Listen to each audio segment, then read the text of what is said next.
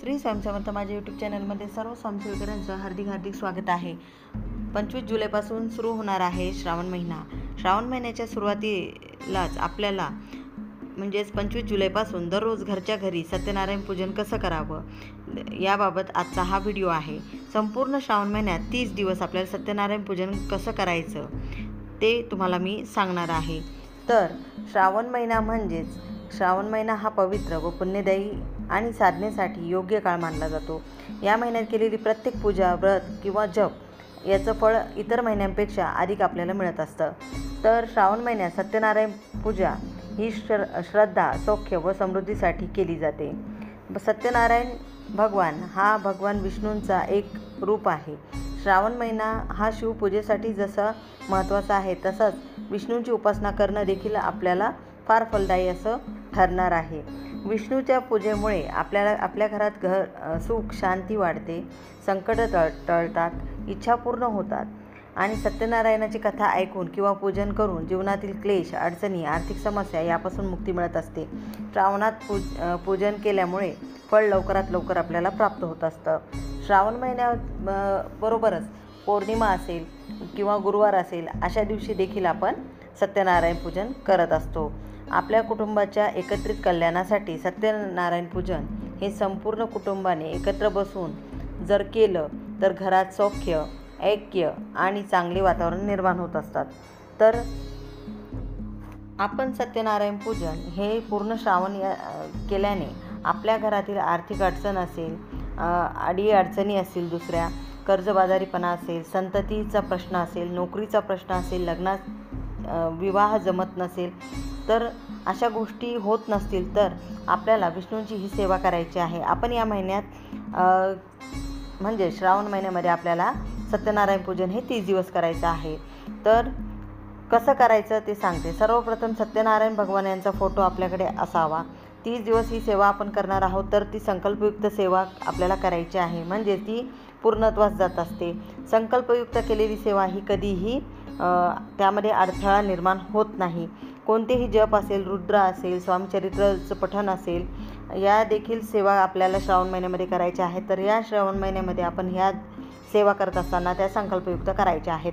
तर संकल्प कसा करायचा? उजव्या हातामध्ये पाणी घ्यायचं, त्यावर गंध, अक्षदा, फूल घ्यायचं आणि आपलं नाव म्हणायचं, गोत्र म्हणायचं आणि आपण जी आपली इच्छा आहे ती बोलायची आणि संपूर्ण श्रावण महिना मी सत्यनारायण पूजन व त्याचे 5 अध्याय वाचन करणार आहे असं म्हणायचं आणि पाणी सोडून द्यायचं, असा संकल्प करायचा।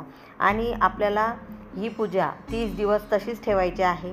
या 30 दिवसामध्ये त्यातील गहू, तांदूळ हे खराब झाले असतील तर ते बदलता येतात आणि त्या ठिकाणी आपल्याला पूजा ही उचलायची नाही। पूजा ही 30 दिवस तशीच ठेवायची आहे। त्यातील फुलं खराब झाले असतील तर ती फुलं आपण बदलू शकतो, पानं खराब झाले तर ते पानं आपण बदलू शकतो। सत्यनारायण भगवानांचा फोटो, 3 सुपाऱ्या, आपल्या बाळकृष्णांची मूर्ती, एक कलश, पाणी भरलेला कलश आपल्याला लागणार आहे। सत्यनारायण पूजन हे साध्या पद्धतीने आपल्याला करायचं आहे। रोज पूजा मांडायची नाही, एकच दिवस ती पूजा संकल्प ज्या दिवशी आपण करणार आहोत त्या दिवशी पूजा मांडायची। बाळकृष्ण भगवानावर दररोज अभिषेक आपल्याला करायचा आहे। तर अभिषेक करत असताना श्री सूक्त, पुरुष सूक्ताचं पठण करायचं आणि परत बाळकृष्ण आपल्या पूजेच्या जागेवर आपल्याला ठेवायचं आहे। दररोज आपण फुलं चेंज करू शकतो, पूजा तशीच ठेवायची। हे मी वारंवार यासाठी सांगत आहे, नाहीतर तुम्ही संकल्पयुक्त करणार आहात, 30 दिवस पूजा तशीच ठेवायची आहे, त्यामुळे हे सांगत आहे। त्या ठिकाणी कुलदेवतेची, एक वरुण देवतेची आणि एक गणपतीची अशा 3 सुपाऱ्या आपल्याला लागणार आहेत आणि 5 अध्यायाचं पठण आपल्याला करायचं आहे। तुम्ही खडी साखरेचा देखील नैवेद्य करू शकता किंवा तुम्ही शिरा देखील बनवून शिरेचा देखील नैवेद्य आपण बनवू शकतो। सत्यनारायण भगवानांची आपल्याला आरती ही दररोज करायची आहे। उपवास करण्याची गरज नाही, पण ज्याची त्याची इच्छा आहे। श्रावण मास आहे तर श्रावण मासामध्ये सोमवार असेल, गुरुवार असेल, शनिवार असेल हे आपण पकडणारच आहोत। तर तुमची इच्छा असेल तर तुम्ही 30 दिवसही म्हणजे म्हणतो ना एक वेळा जेवण करू शकता, असं देखील करता येतं। ही सेवा केल्यानं आपल्या घरात रोज भगवान बाळकृष्णाच्या मूर्तीवर अभिषेक होणार आहे आणि त्याचबरोबर आपण महादेवाची देखील सेवा करणार आहोत। रुद्रपठण आपल्याकडून होणार आहे। तर एक प्रकारे एक सकारात्मक वातावरण आपल्याकडे निर्माण होणार आहे. तर गहू तांदूळ देखील जर खराब झाले ते बदलू शकता. रोज सायंकाळी तुम्हाला व्यंकटेश स्तोत्र, श्रीसूक्त, पुरुष सूक्तचं पठण करायचं आहे. त्याचबरोबर लक्ष्मी गायत्री मंत्र, विष्णू गायत्री मंत्र याचं देखील आपल्याला जप करायचा आहे.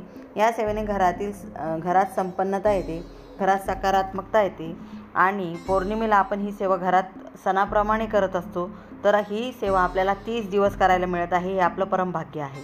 कोणतीही वस्तू आपल्याला लागणार नाही आहे. त्यामुळे विष्णूंची सेवा केल्याने लक्ष्मी मातेचं आगमन नक्कीच होणार आहे. सर्व गोष्टी प्राप्त होणार आहेत. आणि मी जसं म्हणते समाधान खूप महत्त्वाचं आहे. तर समाधान देखील आपल्या सर्वांना या 30 दिवसाच्या सत्यनारायण पूजनच्या सेवेने प्राप्त होणार आहे. तर सर्वांनी 30 दिवसाचं संकल्पयुक्त सत्यनारायण पूजन श्रावण महिन्यामध्ये करायचं आहे. झालेली सेवा ही महाराजांच्या मी रुजू करते. व्हिडिओ आवडल्यास लाईक करा, शेअर करा, सबस्क्राईब करा. सर्वांना श्री स्वामी समर्थ.